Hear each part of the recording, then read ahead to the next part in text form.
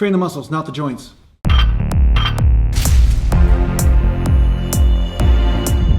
So welcome back to Natural Gallant Bodybuilding.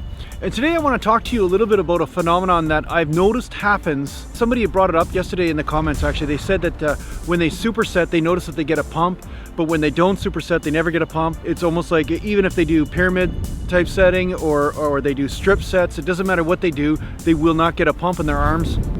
Now, what I want to talk about is the reason why it's important to change up the order in which you train your muscle groups. It's very common for people to say the big muscle groups have to go first. You have to train chest first if you want your bench to go up rather than train back first. Or more regularly, most people say I got to train chest before I train my biceps, or I got to train back before I train my biceps, or I got to train legs first in the workout, or last, depending on how my energy is and stuff. So doesn't matter what the reasoning is, people usually get stuck in one way of doing something because of some type of logic that they figured out. You know, they have a logical reason, okay? I'm all for you finding the most efficient way for you to train. It's just important for you to realize that when you change the order in which you train your body parts, it will also affect how the body parts get stimulated, okay? Now, one way to illustrate my point is not just the wind right now going through the trees, but one way to illustrate my point is some people think that you got to train biceps first rather than triceps first and all this kind of stuff, but then one day when they train triceps first, they notice, holy shit, my arms feel bigger, or something's different, the pump is different, the texture of the pump is different. So you'll notice also when you train chest after training back that you will notice that you will recruit a different part of your chest, or maybe more of your chest than you usually do, because those shoulder blades are now retracted automatically because that pump is pulling them back in place. And what I mean by this is when you train two opposing muscle groups such as bicep and tricep, or chest and back, and it's that you'll notice that depending on the order in which you train them will depend in how your clavicle sits. So what I'm going to call this principle is the Superset Stabilization Principle.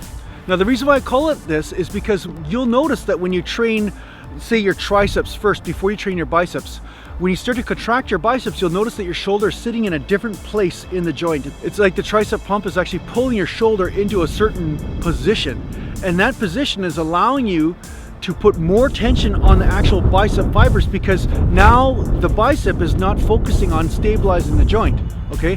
Now this probably works in both directions, but it's pretty common for people to only use one direction. So say first they train biceps and then they go to triceps, but they never actually experience the other way around. And I have noticed that by training in different orders of body parts, if you train the body parts in a different order, that you will get a different effect and a different texture to the pump, okay? So this is the same with supersets. You're gonna do a set of chest and then you're gonna do a set of back, right?